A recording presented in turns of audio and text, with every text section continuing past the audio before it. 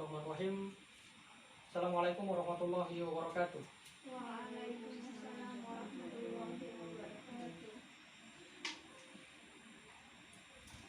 Oke, baik. Alhamdulillah, puji syukur kita panjatkan kehadiran Ilahi Rabbi, karena dengan izinnya kita masih bisa diberikan kesempatan, nikmat umur panjang, nikmat iman, sehingganya kita masih bisa diberikan kesempatan untuk bisa melaksanakan segala rangkaian kegiatan ataupun aktivitas di dalam kehidupan kita sehari-hari. Salawat serta salam marilah kita haturkan kepada Nabi kita Nabiullah Muhammad SAW, kepada para sahabat, keluarga, dan insya Allah curahan rahmat itu bisa sampai kepada kita yang senantiasa konsisten, komitmen, konsekuen dalam menjalankan ajaran-ajaran beliau. Amin. Ya, pada pertemuan kali ini saya akan membahas apa materi yang nantinya akan saya terangkan, yaitu tentang mempertahankan kejujuran sebagai cerminan kepribadian. Tapi sebelum saya masuk pada inti materi, saya terlebih dahulu ingin menyapa teman-teman semua. Kita di sini sharing ya.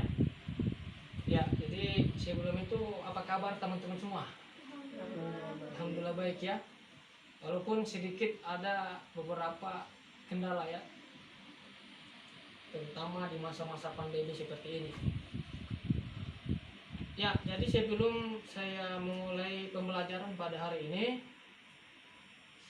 seperti mana biasa, saya akan mengabsen terlebih dahulu. Oke, yang pertama Raihanan Patricia Dengo, Desi Rahma Kuntua, Dimyati Bami. Ya, jadi alhamdulillah tiga-tiganya hadir ya. Oke, selanjutnya sebelum kita mengawali pembelajaran pada hari ini, alangkah baiknya kita sebagai umat muslim beragama marilah kita berdoa. Jadi untuk berdoa itu dipimpin oleh ketua kelas. Teman-teman, melalui pembelajaran hari ini, berdoa dimulai.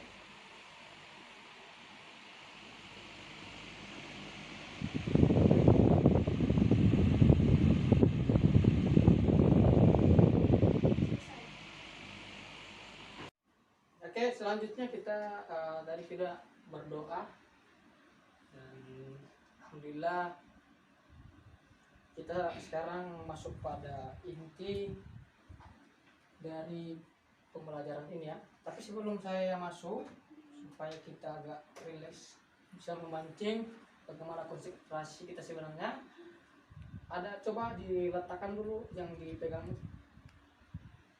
Oke, kalau Al-Quran coba di sini ya, itu taruh saja di situ. Oke, 2, 3, 4, 5, 6, 7, 8, 9, 10, 11, 12. Oke, lanjut ya. Jadi hari ini pembelajarannya terkait tentang yang saya sudah katakan tadi di awal, adalah pembelajaran mempertahankan kejujuran sebagai cerminan kepribadian.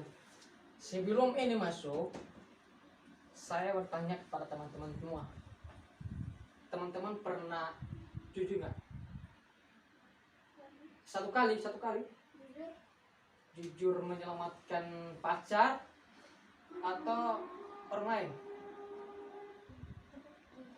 Biasanya jujur sama teman-teman agar supaya teman itu tidak saling cekcok dan lain sebagainya, atau yang lain lah. Ada? Kira-kira apa?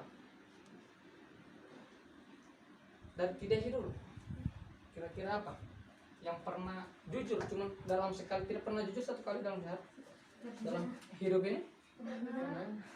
Pernah kan? Contohnya apa? Contoh.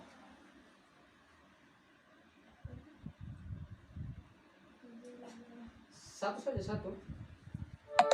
Atau disuruh sama orang tua ketika mau beli ini niat, saya hari ini datang ke sekolah dengan niat untuk belajar. Nah, itu yang pertama kata Imam Al-Ghazali di dalam sifat-sifat kejujuran. Kemudian yang kedua, jujur dalam lisan. Nah, setelah kita sudah berniat memiliki keyakinan bagaimana kita akan benar-benar menjalankan kejujuran itu, maka kita ucapkan. Kadang orang yang jujur lebih tidak dipercayai daripada orang yang sering berdusta. Itu. Kemudian ada jujur dalam perbuatan atau tingkah laku. Bagaimana cara supaya kita bisa mengetahui dari orang itu jujur? Kita bisa melihat dari bagaimana ketika dia berjanji namun dia tidak mengingkari atau tidak. Kadangkala orang yang berjanji hari ini kemudian dia hianati, itu adalah segala bentuk bahwa dia tidak memiliki sifat ini. Memang benar dari kedua ini, tetapi dari segala tutur kata, perbuatan, perilaku, dia tidak mencerminkan bahwa dia ini adalah jujur.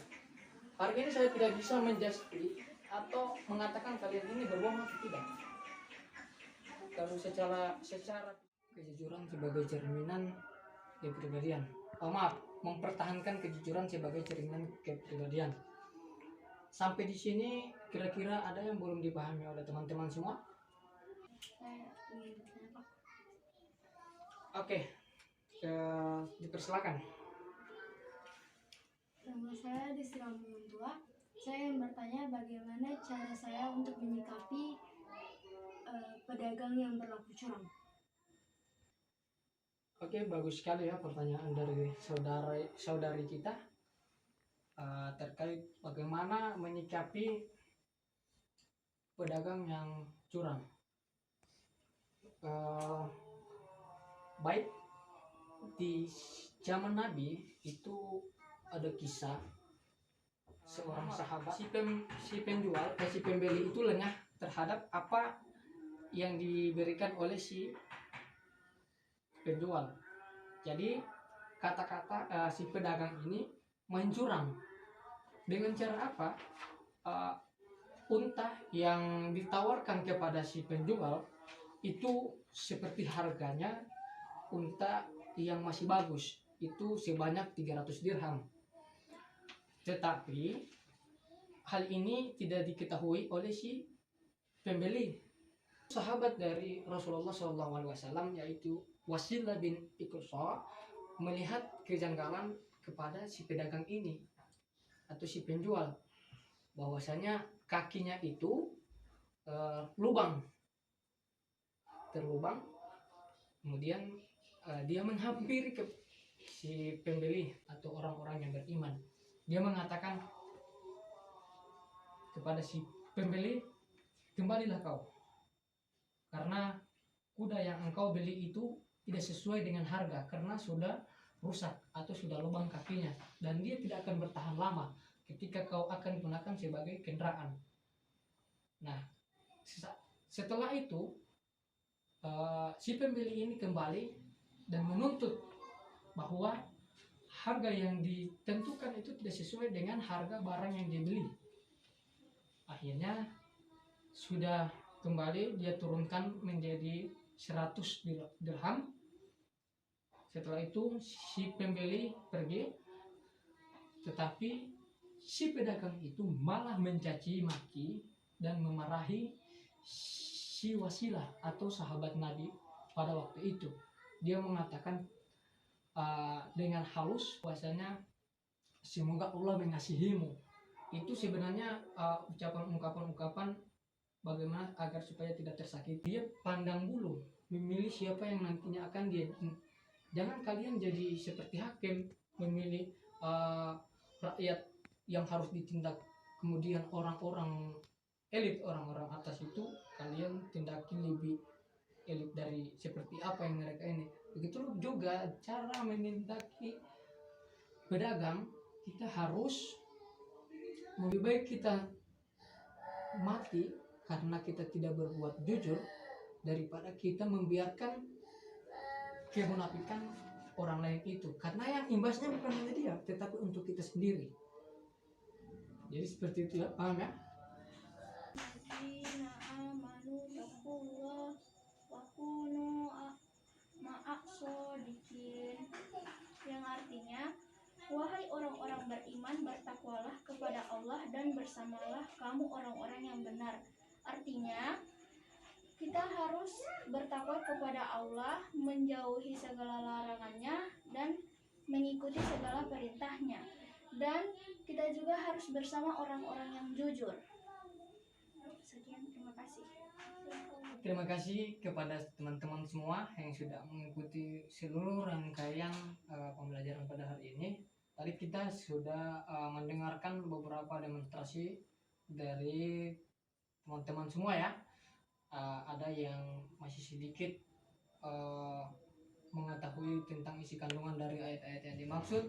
Kemudian ada yang memang belum bisa, kemudian ada yang sudah bisa, dan ini adalah satu evaluasi yang bisa menjadi pertimbangan bagi saya bagaimana kemudian saya akan mengajar yang kedepannya. Jadi ini akan jadi rujukan atau pertimbangan nantinya. Nah, setelah ini berakhir karena kita sudah masuk pada demonstrasi, akhirnya kita sudah pada penghujung. Maka dari itu, sebelum kita menutup pertemuan pada hari ini, kita awali dengan berdoa. Silakan dipimpin kembali oleh ketua kelas. Baik teman-teman, sebelum kita mengakhiri pembelajaran hari ini, mari kita berdoa. Berdoa dimulai.